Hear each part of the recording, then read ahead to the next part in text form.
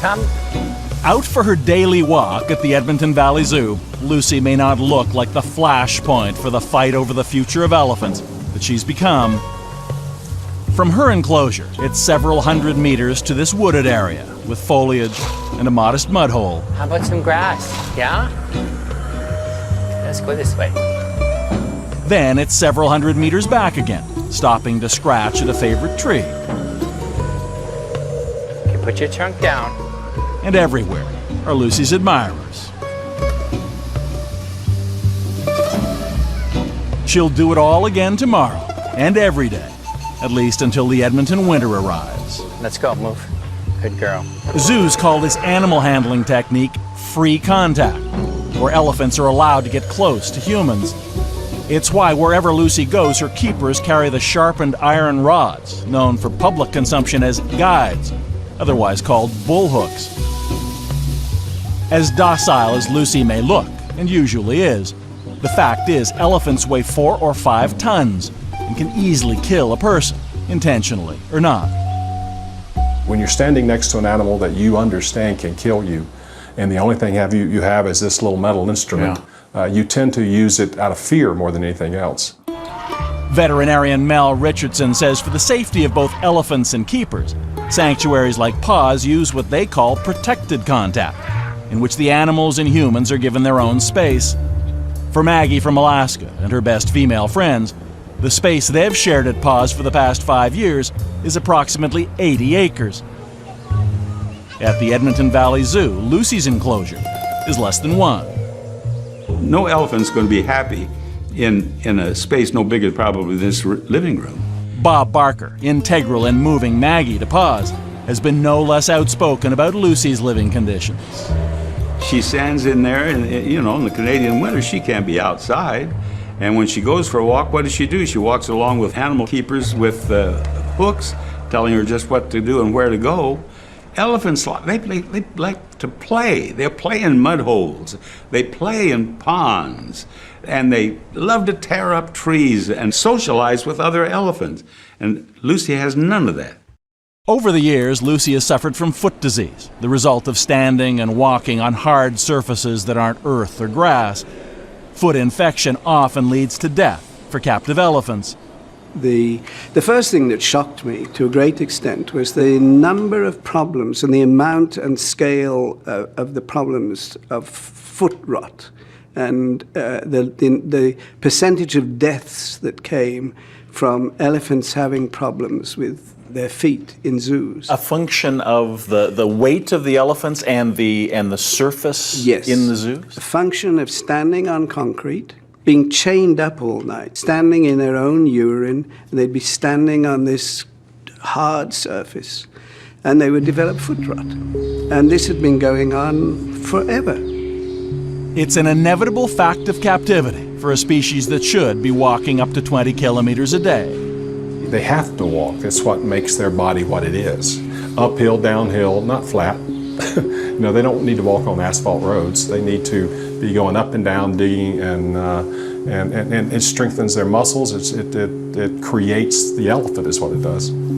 Alberta Zoo standards say elephants must be kept in groups of at least 3 because of the importance to them of sociability and companionship. The Association of Zoos and Aquariums requires the same thing. But Edmonton Valley Zoo has announced that after Lucy, it intends to get out of the elephant business, and that acquiring others to keep her company now is out of the question. So why is Lucy still here alone? They need to be able to do something. They need to be able to exercise their mind, exercise their body, be with their kind. William Shatner is another Hollywood icon who's joined the campaign to free Lucy.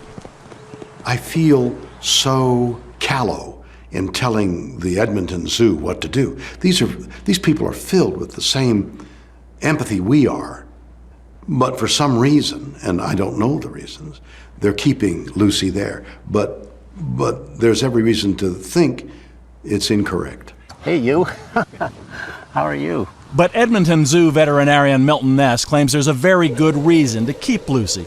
He maintains an unspecified respiratory problem, precludes sending her anywhere. The act of moving her could threaten her health. And not only her health, she could die. And we've had a number of other individuals who've looked into this and agreed with us. In fact, who did the Edmonton Zoo hire to decide whether Lucy could be moved to a sanctuary? None other than the very same expert who was the only one of 10 to tell the Alaska Zoo that Maggie could stay there by herself. The man behind that never-used $150,000 elephant treadmill, Dr. James Oosterhuis of San Diego. He is known as a controversial figure in the industry, is he not?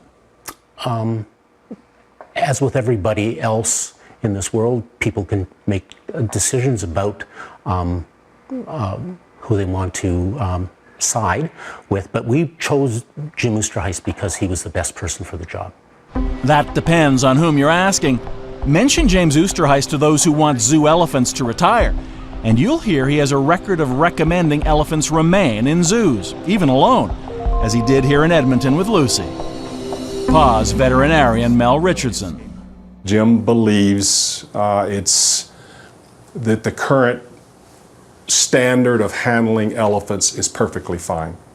Perfectly fine in that keeping them by themselves is fine. He doesn't see an issue with it. In the past, James Oosterhuis has seemed to subscribe to the old school of elephant training. In one notorious case, keepers at an animal park in San Diego chained a misbehaving female elephant named Dunda to the ground and beat her on the head with axe handles for 2 days. This is Dunda beforehand, and here afterwards. You can clearly see the damage done to the top and side of her head. Called to testify about it, Dr. Oosterhuis described the discipline as appropriate and non-harmful, an indication, critics say, of a pro-zoo bias.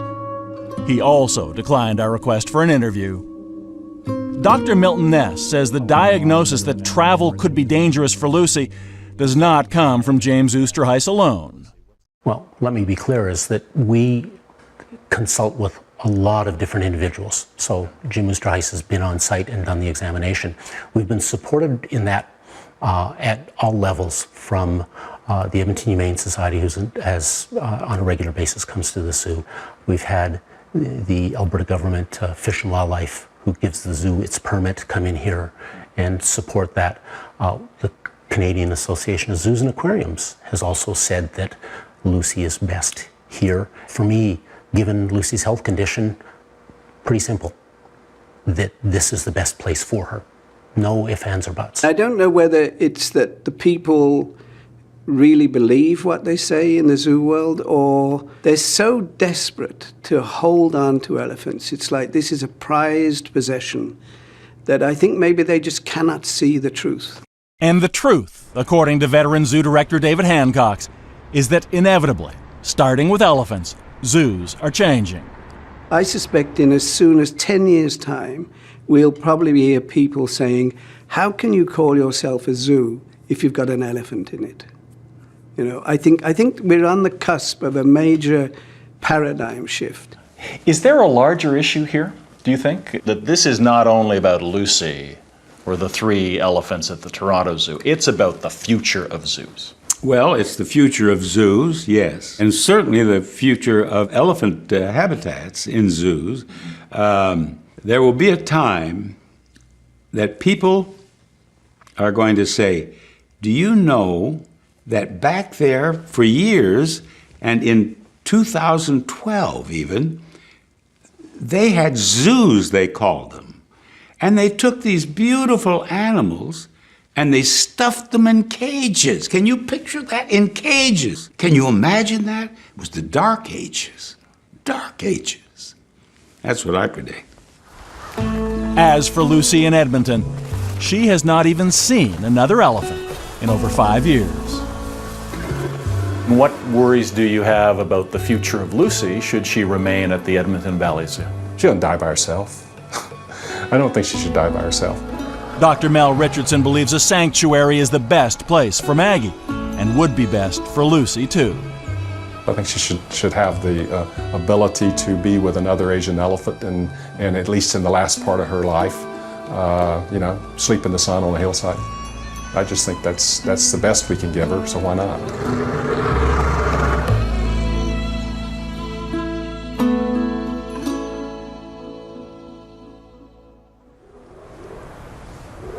As you have seen, there are passionate views on both sides of this debate. We found that to be true also of our friends and our families and neighbors. So now we want to know what you think. Has the time for elephants in zoos come and gone? Or is there still educational and conservational value? Go to our website. We've got some questions for you to answer. That's at cbc.ca/fifth. And we've also posted a selection of comments from Twitter about this program. Now, stay with us. We'll be back after the break.